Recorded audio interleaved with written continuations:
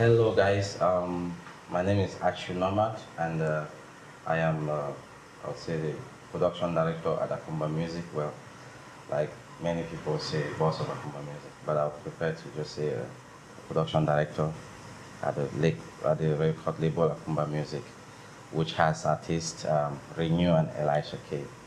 And I'm here on the Hall of Fame with our amazing darling Younger. I feel really privileged to be here and be interviewed by her. So I want to come share my experience with you guys about showbiz from my own perspective. Thank you so very much for coming. Yeah, How are you? I'm good, man. And how about you? Oh, I'm fine. I'm okay. Oh, It's your shoe for me. It just caught my attention. Literally, it looks very oh good. really? The Thank shoe you. really looks nice. Oh, thank you, thank you. Yes. Okay. So now let's talk about you. At least we know that you are Mr. Achu Nomad. You're the owner of Akumba Music. You know, we know the good stuff.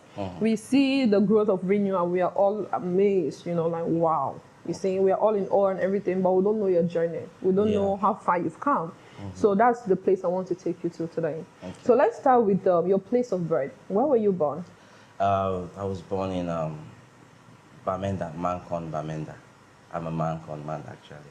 Okay. Yes, many people think that I'm a Wimbum person, like because I work with Renew, who is in Cambe and all that. But I am not. I'm a Mancon man. Wow. Yes, father, mother. Mancon, eh? Yes. Okay. So what are the Mancon people known for?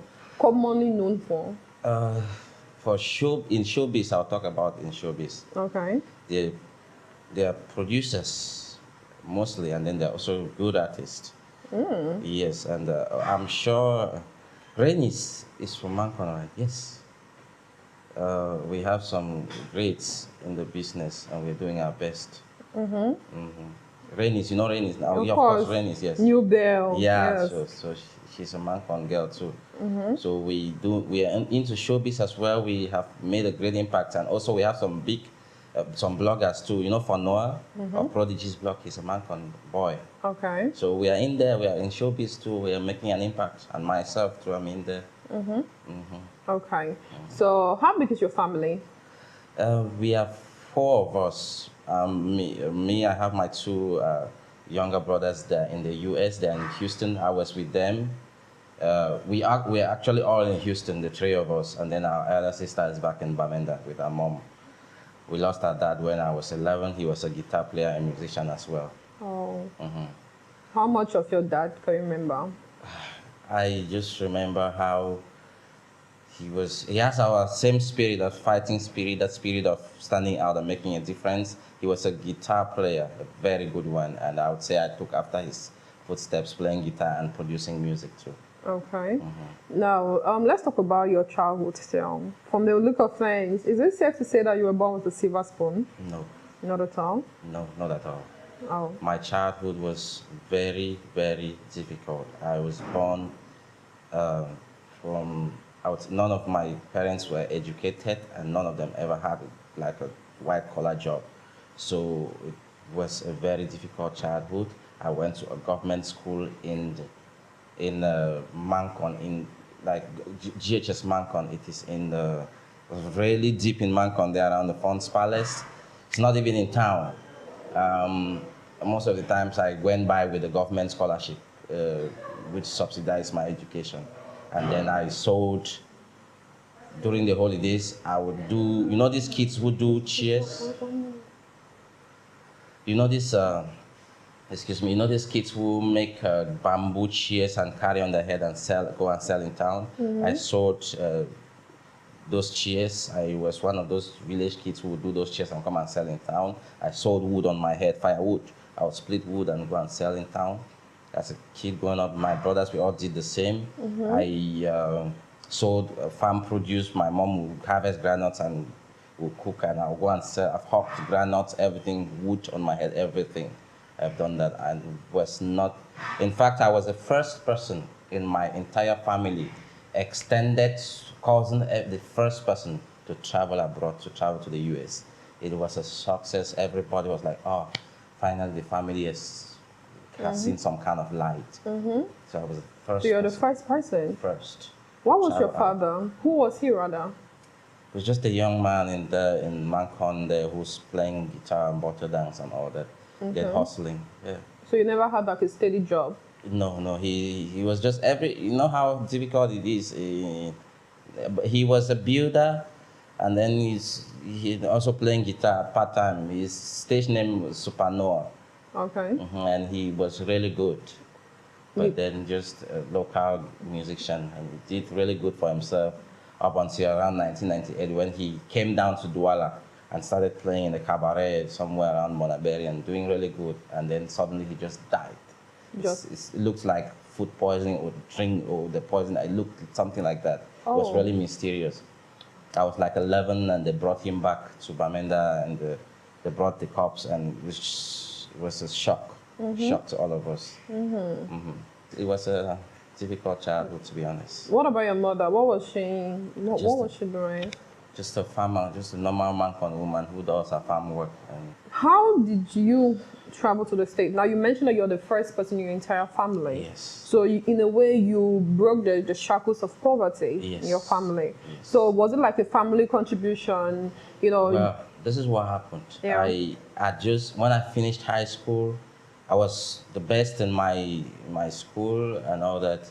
In GHS Mancon, O levels, A levels, did well in my public exams at the very top. Now I went to the University of Boya and studied physics. I graduated with the first degree in physics. That was in 2011.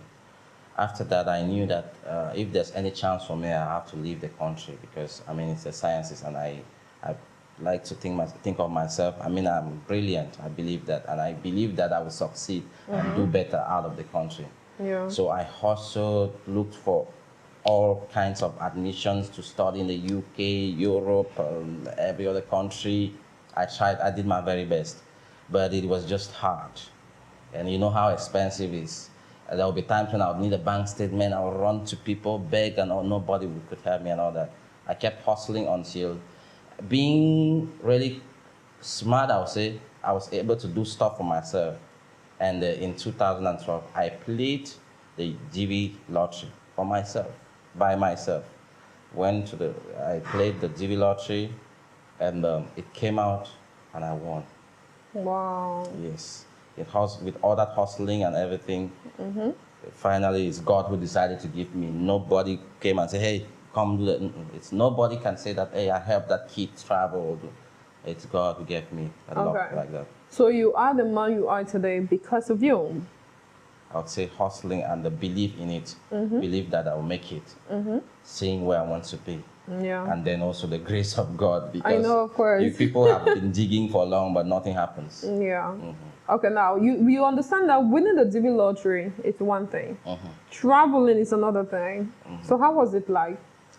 Well, from there you just compile your documents, send it to those guys, and then it'll just be at the level of the flight. That's it. It's something like 500-600K. We just gathered in the family, me and my mom. My mom's in Jangi. Those small things like that. We could do that. From there, we just. Now, you did not have any relative. Even in the U.S. In fact, I called a friend in Kentucky, my very good friend Zadok. I said, "Hey, bro, I'm coming. I don't have nobody in the U.S. Nobody." I said I'm the first one to travel it. Your entire family, Telling you. extended, everything. Everything. Whoa. I called my friend. I said, "Hey, I'm coming to the U.S. I don't have anybody." He said, "Man, come. I'm in Kentucky." I went to the south, right there, the south down in the U.S. I went to Kentucky. I met my friend there. Started building out from there. Went to school at the University of Kentucky, Kentucky State University. I did a master's in computer science there. While going to school, I was playing guitar. I had a small band. In fact, I met some white folks there, who were interested in African music, Makossa and all that. I got them together in a band, and I was playing and singing, and then they were playing two very good musicians. We would play at small pubs and small lounges and all that. Play at small hotel receptions. I'm able to raise some small money, and I went to school, finished my master's, then moved to Houston, Texas, where I got a job. That's where. Then by the time I was moving to Houston, in fact, when I won the lottery, the following year, My direct follower, Julius, he also won the lottery. The lottery, yes. Still Whoa, so nobody you is- opened the door for your family. I'm telling you. Wow. He did that and he came and met me. Me and him were in Houston, Texas now. I moved to Houston. Me and him were there. And then a year after that, the person who follows Julius now, that's the man of God, Ivor, he's a pastor. Pastor Ivor, he also won the lottery. Don't play with me. I'm serious. People would think that Whoa. they think that it's some magic or something. It's the lottery. Nobody again. So no, it's the lottery. It's God. It's the lottery. Wow. Like we won like that consecutively as we were born. So he also won and came and met us in Houston. The three of us, we bailed from there. Amazing. So it's in Houston that I started building. I was working and saving some money, and then because I was already playing with a band there, and I believe so much in African music, I wanted to invest back home. So I started looking for artists. Okay. So that is how I now Discovering you. discovered Renew. Okay. Now before we go there, let me take you back. You grew up in abject poverty. What were some of the values you learned? First of all, we grew up in church, in the Full Gospel Church, the Full Gospel Mission. Right from childhood there. When we lost our father, my mom took us to church. In fact, my father had earlier taken us to church, sir. So my mom just made sure that we stayed in church and we grew up with the values, born again. Yeah. So those moral values kind of forced us into some fine young men, gentlemen. We did not do clubbing, smoking cigarettes, and all that. We never did. The three of us, we did nothing like that because of the way we grew The up. upbringing. So it shaped us. We stayed focused. We went through school, and so it's these moral values, I would say these Christian values, that actually I would credit our success to these Christian values. Okay. Because we could have gone astray. We were three young men who had no father and all that, and then in poverty, we could have gone to the streets. Yeah. But it's this, I would say, these Christian values that kind of shaped us. Now, can you remember your worst meal you ate back then? Yeah. Sometimes, truth be told, I don't really have a worst meal. But Okay. No, let me rephrase. But the truth is, I wasn't happy that most of the times all the times we never really ate food with meat. Yes. And we never ate chicken, like never. Not even on Christmas Day. You Well, didn't eat maybe chicken. on Christmas Day, but on some Christmas days when my mother is not too okay financially, she will buy tandong, she will buy the intestines and all that, and she would do some good rice with it, with egusi soup and those that tandong, and it was good for us. But what I know is that for all my childhood, we really never ate meat like on a regular. We never. Because of course you cannot eat meat, and at that, we just struggled. Wow. Yeah. Did you at some point ever feel depressed? Did you regret why you were born, like why you came into this world? Not at all? No. No? I did. There's times when I was still hustling to travel. There were times when I would come back and sit and say, I have the education, I have everything, but my life is not moving, and I'll be depressed. But I would not be depressed like, why was I born? I would rather be depressed that I was supposed to be here, I need to be moving, and it's slow for me. But there was never a time that I hated where I came from, no. Okay. I feel like that was kind of like my foil. It gave me the energy to keep pushing forward, to make it better, to make our lives better, Okay. Let's talk about peer pressure. Yes. How did you overcome that? In school, like in secondary school and high school, I was too focused on book work and everything, and I really did not have any friends who would really change my ideology about life, would take me or make me smoke or something. I did not have that because I would not even entertain them. I was a book person, and they would gravitate away from me. Oh, Yes. so you're considered like the nerd in the Then class. I was actually I'm actually a nerd, and Okay. up to today, yeah. So how was it with the girls? Because honestly, as a girl back then, we didn't like nerds like yourself, The only time I tried asking a girl out when I was like in Form 5, she turned me down. And then she went out. And then also the problem was that I was not very big physically. I was the smallest guy in the class. Young, I I was a late bloomer, like they say. So most of the girls in my class, they were physically bigger than me. It's just my head that was big. They had a very mind. big Yes, head. yes.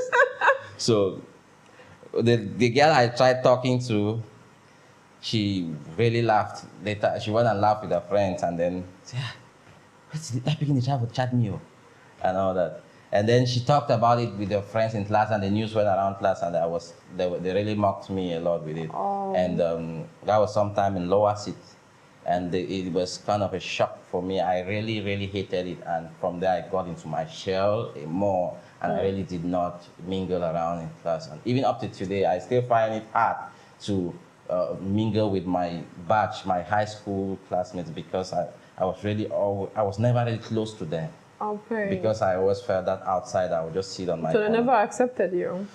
I don't think so. Maybe I just did not find a place I could not fit You could not fit in. Okay, you know what? It brings me to my next question. Let's talk about bullying.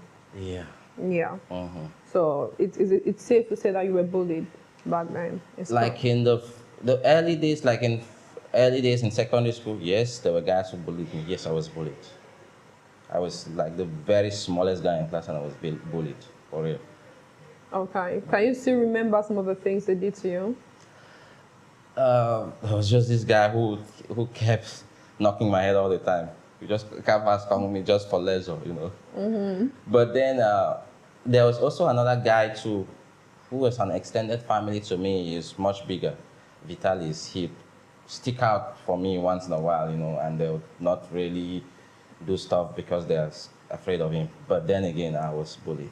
But I never felt at some point that I could not defend myself, because I was also a small pepper, you know. I would try to step up and defend myself, although most of the times I'll get my ass whooped, but I would still try to defend myself. So did it make you hate school? No. No. I think they might have, some people might have hated me because I was brilliant. I don't know, man. But I never hated school. I wanted to study and go on further and further, and I'm glad I went to the level that I did, master's degree, you know. So did your parents ever know that you were bullied in school?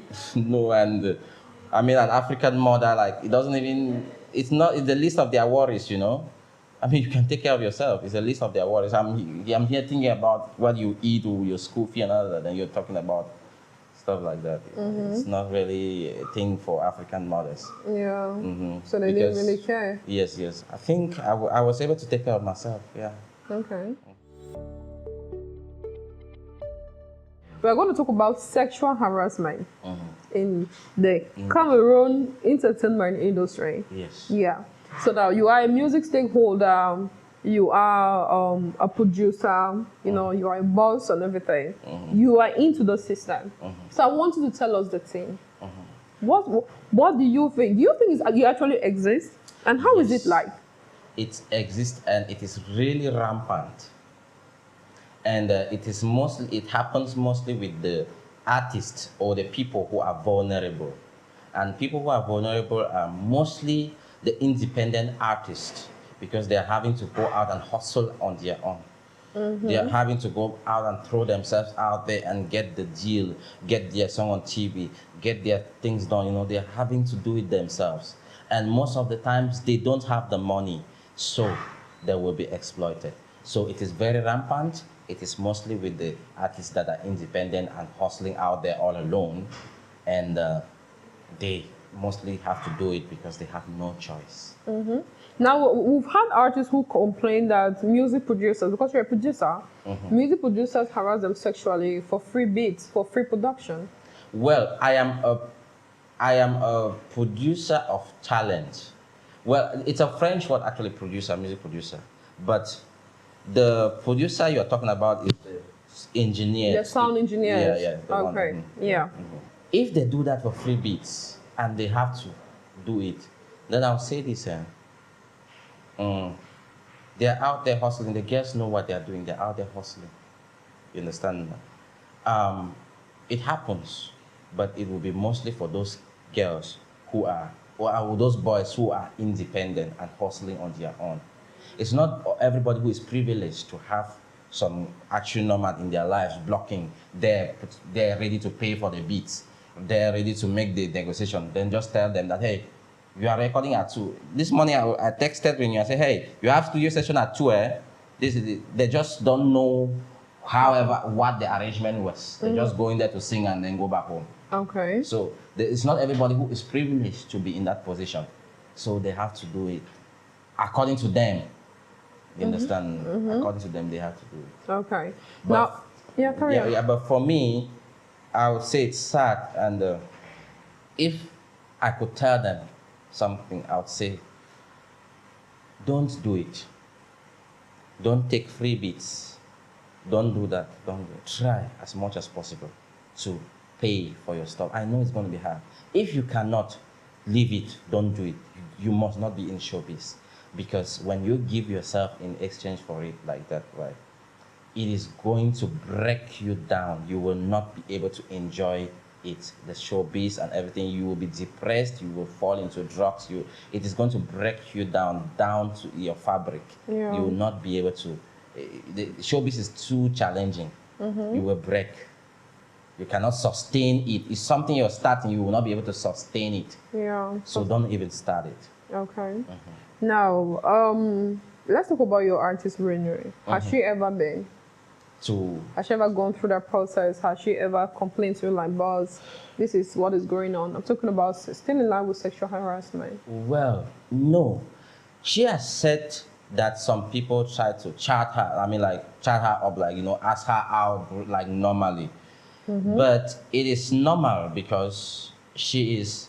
And then when they were doing that, they did it normally, like, ask her out, because they have no hold on her.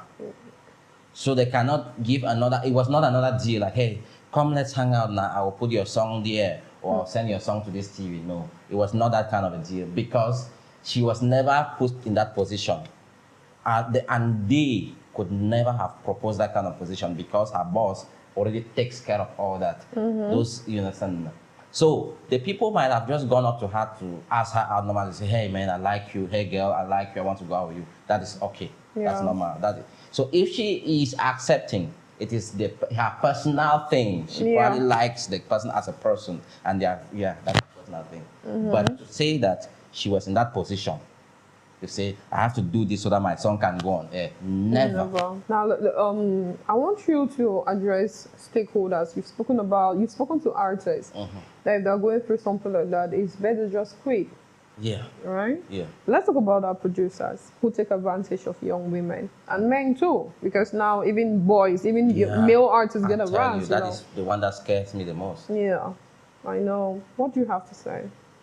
I cannot speak to somebody's moral. I cannot come and say, hey, you see what you are doing with young girls. I cannot really, because everybody, especially these big people, they all know what they're doing. They know right from left. They know. Yeah. And person who does that will always be a person who does that. You understand? So I can always say, appeal to their sense of industry growth. That's it, man. As you are planning to do that to that young boy or that young girl, understand that we have an industry to build, and it is these young talents who will build it.